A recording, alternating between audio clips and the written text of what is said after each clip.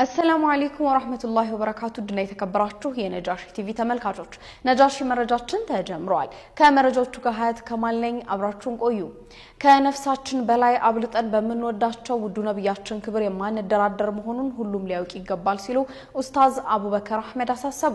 የኢትዮጵያ እስልምና ጉዳዮች ጠቅላይ ምክር ቤት የፕሬዝዳንት ጽፈት ቤት ኃላፊ ኡስታዝ አቡበከር አህመድ ከሰሞኑ በውዱ ነብያችን ላይ በተለያዩ ሶሻል ሚዲያዎች ድንበር የሚያልፉ ግለሰቦችን አስመልክቶ መልእክት አስተላልፈዋል የፉሪ ክፍለ ከተማ እስልምና ጉዳዮች ምክር ቤት ከኢትዮጵያ ሙስሊም ወጣቶች ካውንስል ጋር በመተባበር የተዘጋጀ ዳዕዋ መድረክ በርካታ ሙስሊሞች በተገኙበት መልእክት ያስተላለፉት ኡስታዝ አቡበከር አህመድ ከነፍሳችን በላይ አብልጠን በመንወዳቸው ውዱ ነብያችን ክብር የማንደራደር መሆኑን ሁሉም ሊያውቅ ይገባል ሲሉ ተናግረዋል እኛ እምነታችንን በመናስተምርበት ወቅት ፈጽሞ የሰዎች እምነት ላይ ድንበር አናልፍም እስልምናም ያንን አያዘንም ያሉ ሲሆን ሌሎች የእምነት ተቋማትም ድንበር የሚያልፉ ግለሰቦችን ተውሊሉ ይገባል ብለዋል እንደ ተቋም በህግ መሄድ እስካለበት ጥግ ድረስ እንሄዳለን ያሉ ሲሆን ሙስሊሙ ማህበረሰብ በተለይም ወጣቱ በሰላማዊ መንገድ እምነቱን ማስከበር አለበት ሲሉም ገልጸዋል